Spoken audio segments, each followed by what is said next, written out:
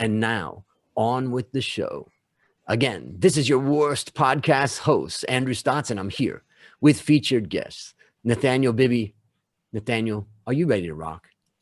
Ready as ever. Born ready. Born ready. I have no doubt. I've just been watching your YouTube channel, and I've been pretty excited by just listening to you talk about some of your accomplishments, which, you know, I was watching this one where you were on one of the TV shows, Ticker TV Australia, and the lady was like, it's just amazing to think that you've won this, you know, designation and all that. And it was just pretty exciting. So let me tell the audience a bit about you. Nathaniel Bibby ranks #1 in the Asia Pacific region on the Social Media Marketing Institute's top LinkedIn marketers list, and he won Best Use of LinkedIn at the Social Media Marketing Awards 2019. He is a 2-time finalist for the 2020 Social Media Marketing Awards for his campaigns Monday Night Live and LinkedIn versus Instagram.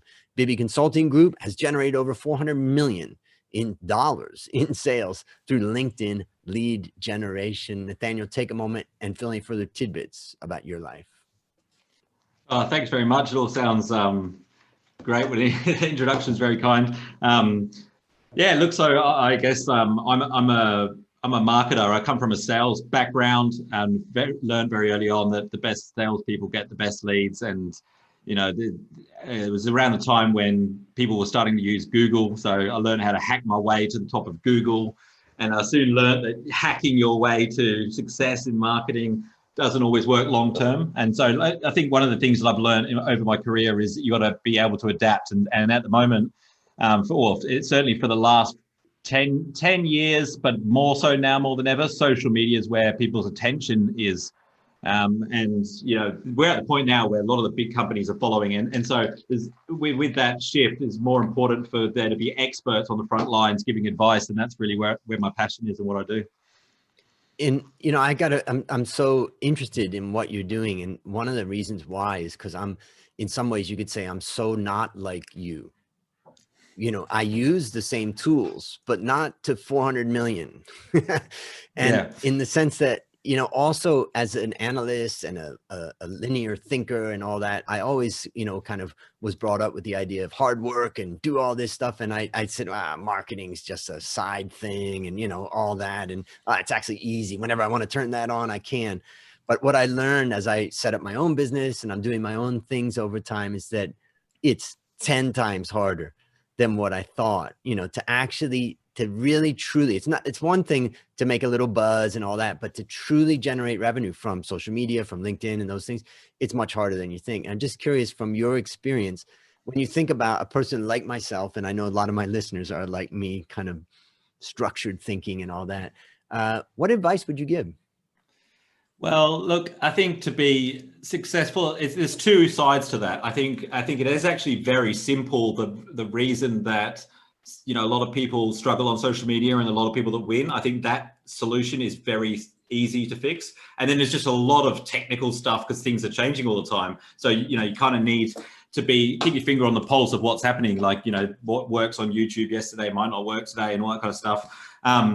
But from that perspective, from the macro perspective, the biggest thing with marketing and the way that it's heading at the moment is transparency. Like the control is in the consumer's hands.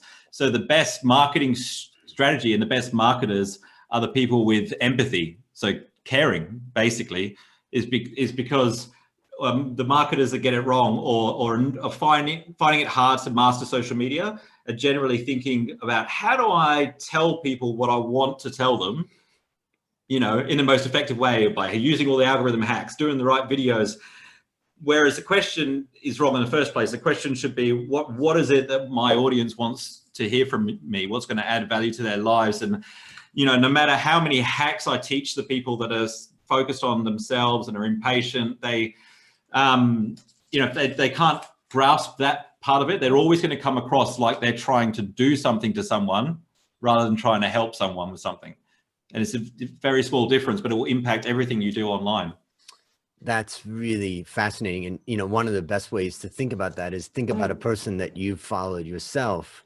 And then one day their life kind of, you know, erupts and they've got problems. And then they come on to their YouTube or their podcast, and they go, you know, I'm really been behind recently because I'm facing this challenge, and here's how I'm trying to handle that. And, you know, and when that, the other side of them comes out, it really makes a connection. I mean, yes, there's some people that will just walk away and go, what was that about? You know, just give me the content.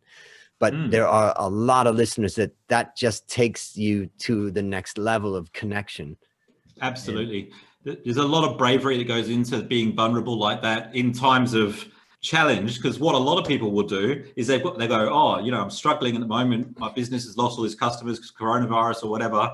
Oh, I've got a social media audience. Maybe I should just sell to all of them. And so they actually become less authentic, and they come and go, if you want to be successful like me, you know, buy my stuff. And so they're less authentic, and they start to lose their audience. Whereas, like you say, the guys that are vulnerable and say, do you know what, I'm going through this. This is how my business is being affected. And, you know, I don't know, maybe I don't know the way out of it, you know, but I'm confident in my ability. This is a few things I'm going to try. That sort of level of communication and authenticity will, you know, work wonders for your brand, especially a personal brand. I think companies can do it too, but it's a lot easier through a personal brand.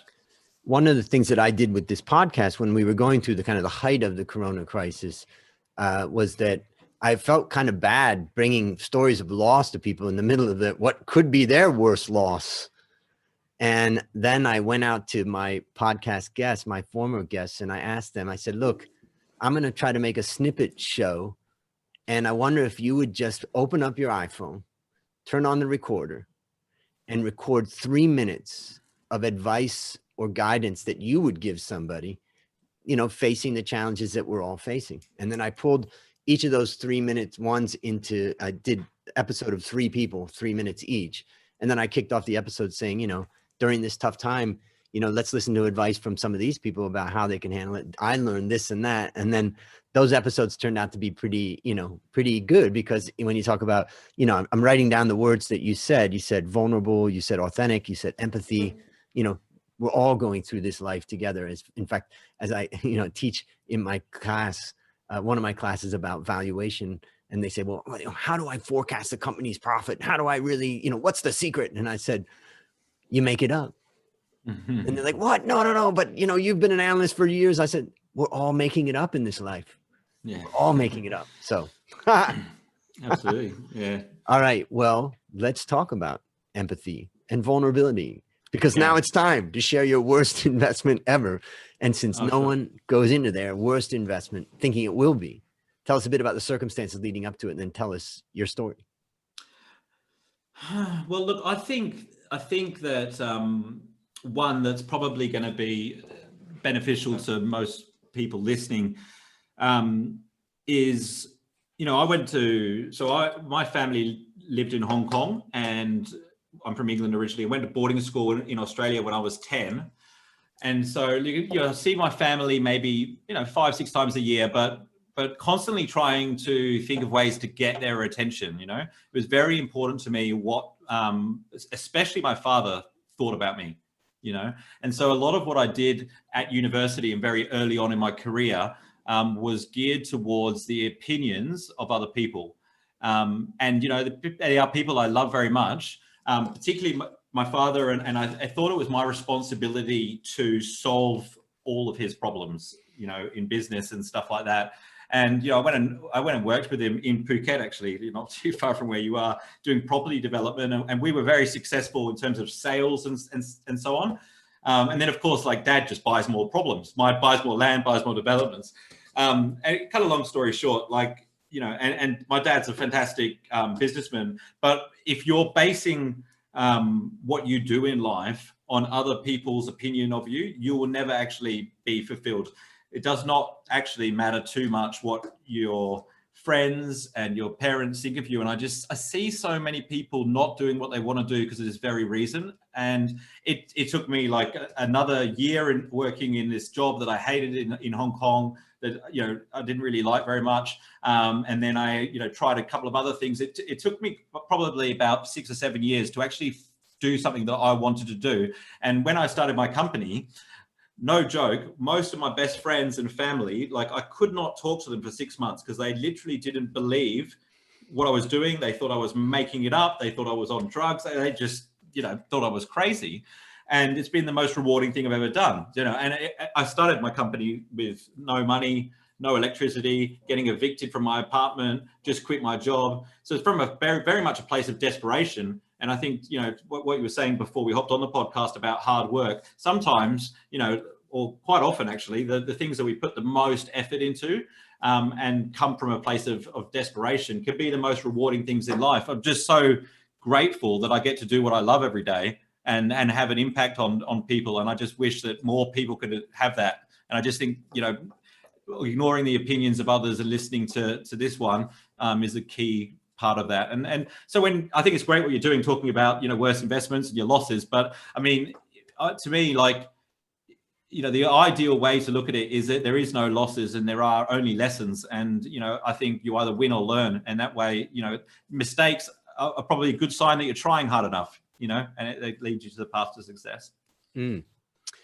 And, I was a person that was kind of brought up with the idea of getting approval and, what could be called people pleasing or, wanting people to like me and all that stuff. And, there's good aspects to it, but there's other challenges to it. And when I think about the risks that it poses, that you live your life for someone else. And like, the worst case of that is simply that you leave this world having never really realized who you are, what you're doing, like you just constantly you're a little bit of a zombie walking through this life. Yeah. I'm just curious, when you started to realize that you had to move from a mindset of approval to a mindset of being yourself, was it scary? Was it easy? How did it, what was that transition like? Was it fast? Was it took a while? Well, I think because I had lost, I quit my job because I hadn't been paid in 3 months, I was in all this debt, my electricity got cut out and I was getting evicted. It was all happening at once. And, I called my parents, asked for help. And it was just for a few reasons, like they wouldn't help me. So it was the first time in my life where I realized, shit, I'm on my own, like here, who else am I going to help me? And so you sit in this dark apartment. I got 2 extension cables, connected them together so I could use the power socket in the stairwell of my apartment block. And I sat under a desk lamp and wrote my business plan, because what happened is that feeling of desperation where it's like, well, you're on your own here. And all of a sudden, it was a very special moment. I felt this rush of energy and it became a very empowering thing. You're on your own. Well, I was like, that's awesome, because who else is better to help me than myself? And it became something that I became very motivated. I was just working all the time during that stage. I probably wasn't very healthy, and my relationships with my family and friends weren't that good at that time. But what happened is, I roll into, a year later, I roll into Christmas, or I roll into a family function. I've got 7 staff working for me. I'm making a big impact. And all of a sudden there's something that didn't happen before, is I get respect, So, even though it might feel uncomfortable at the start and people will judge you, people will resist you changing altogether. Mm-hmm. When you succeed in that, they will respect you like they never have before. It's interesting because, in some ways, it's a difficult one to figure out, because in life, you don't want to live your life looking for approval, but yet in the end, you get respect, which is a form of approval, so it's like, you never really completely get away from that. We want to be seen as someone that's successful, or someone that's good. All right. And so let me ask you, I mean, first I'll just talk about a couple of things that you made me think of from this. And the first one is that, I think the challenge in life is to be more of you. Yeah. The challenge is not to be like someone else. The challenge is not to do like someone else. The challenge is just to be more of you, because ultimately you are special. You are the only one, and you are your uniqueness. Now, the other thing that it reminds me of is when, so true. when I was, I had actually been in rehab when I was younger, and I graduated after 3 different rehabs, and I was finally clean. And this was 1993, and I graduated from high school. I was in June 1983.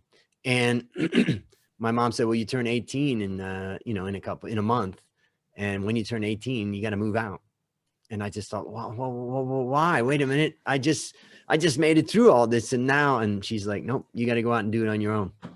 And I remember my dad taking me to the apartment that I got, which was just a room in a boarding house near a university. And, that first night, I just got on my knees and cried. I was just like, man, I was scared. And I didn't have tools to deal with it. I mean, I was just barely out of rehab. I was a very big risk that I could go back and start using drugs or whatever else. I had 12-step program as my guide, really, and the friends around me. But also I didn't have an education. I didn't have money to go to university. And I knew at that moment that, like you say, there comes a point in time where you realize only I can get myself out of this. And then you start to throw yourself into it. And then I went, different directions. But ultimately, I realized that I've got to get educated and I've got to figure out a way to do it. And there was a woman that came along in my life that worked for the state government. And she came up with the idea of getting me into university through a minor grant from the government. And I took that, and that was the beginning of my university education. And the last of my university education was when I was 50, when I finished my PhD. So, we suffer and then we fight ourselves out. And it's through that fight that we create the great things. Anything you'd add? Just congratulations. That's a fantastic story. And going through something like that, it does give you the opportunity to get to know yourself on a much deeper level. So yeah, well done. That's very, very inspiring. Yeah, I mean, I think the thing that I took away from it too is that truthfully, I was really pretty happy. I worked in a factory. I was clean and sober. I was hanging around people that were in 12-step programs, and we were talking about, how to stay off of drugs and how to stay out of that trouble. And I didn't have any money almost at all. And I was happy as a lark. And I always go back to that time and remember that things don't bring happiness. What brings happiness is peace with yourself, good people around you, and you can make it through anything. You can make it through losing everything. You can make it through losing all the money that you have. You're going to have to go back to the absolute beginnings, but you have yourself, you have the good people around you, and you can make it. So that's always been an inspiration. And I know during these COVID times, for the listeners out there, that, take that as an inspiration. You can make it through this. So absolutely. Based upon what you've learned from this story and what you continue to learn, what one action would you recommend our listeners take to avoid suffering the same fate? Okay. Well, I think that finding what you're passionate about is a good start. Because like especially if you're a business owner, but I mean, in anything in life, like if you want to achieve a certain amount of success with it, you're going to run into some big challenges. And the problem is, if you're not passionate about it, you probably give up. And the people that are passionate will outwork you. So that's the first thing. The second thing is, like, it's quite, especially if your business is struggling or you've lost some money recently or lost, relationships. It's hard to focus on anything other than your own needs and what you want. I've found that if my business is struggling, it's normally because I'm focusing on myself and what I want and being selfish. Like, the secret to being good at business is adding more value. And I think that the secret to life is actually giving. Secret to living is giving. That's what Tony Robbins says. And I think that sometimes we just need to remind ourselves of that. And if you make that shift and you just start adding value without expectation, in my experience, all the things that you need will get taken care of. The world will find a way to meet your human needs, whether it be your financial needs in your business or relationships or what have you. If you get out of your own head and focus on giving and helping other people, I think that's a big part of what your story and the one I shared earlier. Yeah, I mean, I'm just really touched by that. And it reminds me, I mean, the great thing about this podcast is that we share stories. So I have another story. Cool. It was 1998 and we'd just gone through the Asian financial crisis. My business that I started, Coffee Works, with my best friend Dale, was on its knees. We were just struggling. I'd lost my job as an investment banker, and my sister had called and said she had cancer and I got to come home and see her. And within 1 week after I got home to see her, she passed away. She has 3 beautiful, daughters. And then I stayed there for a month, and then I came back to Thailand to severe depression and no way out, because when the Asian financial crisis happened in 1998, the Thai economy contracted by 11%. And there just wasn't really much you could do except just sit there and not, not drown. And then I remember feeling pretty depressed about the business, about the conditions. And I know a lot of people feel that way right now. And then losing my sister, it's just like, what's the point in life? What's the point? Why am I working so hard, or why am I studying so hard? And I didn't know what to do, but I did something that you reminded me of by you talking about it. And that is, somehow I found out about a rescue place for kids. And there was this guy that would go out, he and his wife would rescue kids that were in distressed situations, abuse, sexual abuse, physical abuse, and they needed volunteers. So I just decided that I would just show up there. And I showed up there, and, it's just tearful thinking about it. I was focused on myself and all the pain I was going through. And then I see these kids and I look at their stories of being raped and abused and just thrown away. And then I get there and I start to play ball, and all they really want to do is play anyways. So I thought, I'm just going to have fun here and play with these kids. And I was just throwing a ball back and forth with this kid. And then we were playing basketball with a bunch of the kids, and they were just jumping around and so excited. I thought, you have every right. This kid has every right to sit in a corner and be depressed for what the treatment that they have received from their parents or their friends or the people around them. And yet this kid just wants to play with this ball and go throw a ball with me. And I just thought,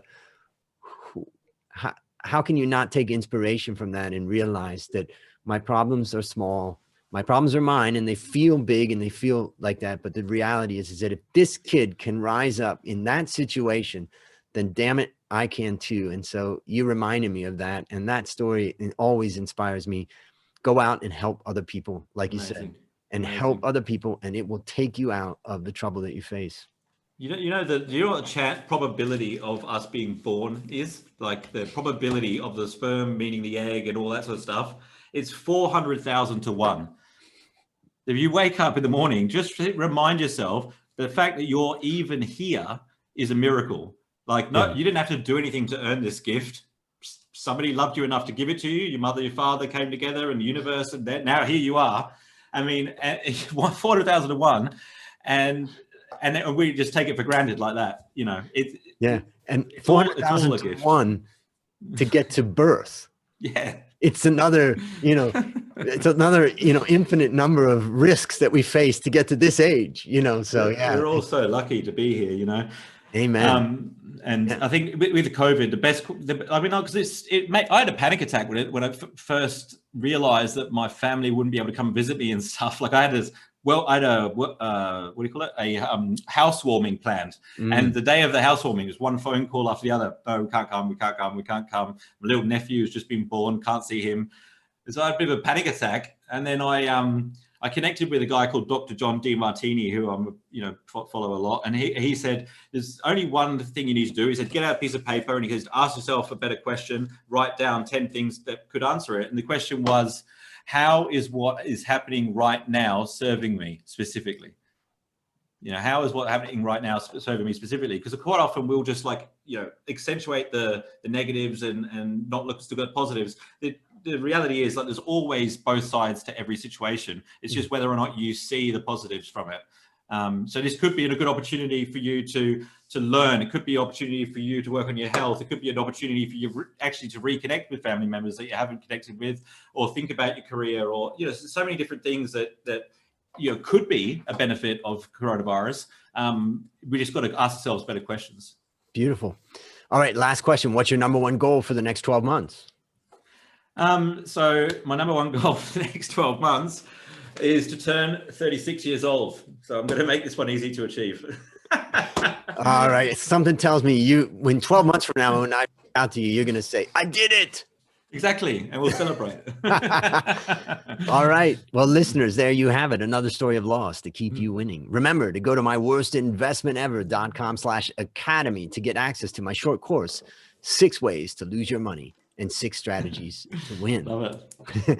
As we end, Nathaniel, I want to thank you again for coming on the show. And on behalf of A Stotts Academy, I hereby award you alumni status for turning your worst investment ever into your best teaching moment. Do you have any parting words for the audience? No, just really appreciate you having me on, and keep doing what you're doing. I love seeing people adding value. It's fantastic. Fantastic. All right. Well, that's a wrap on another great story to help us create, grow, and most importantly, protect our wealth. Fellow risk takers, this is Andrew Stotts, your worst podcast host, saying I'll see you on the upside.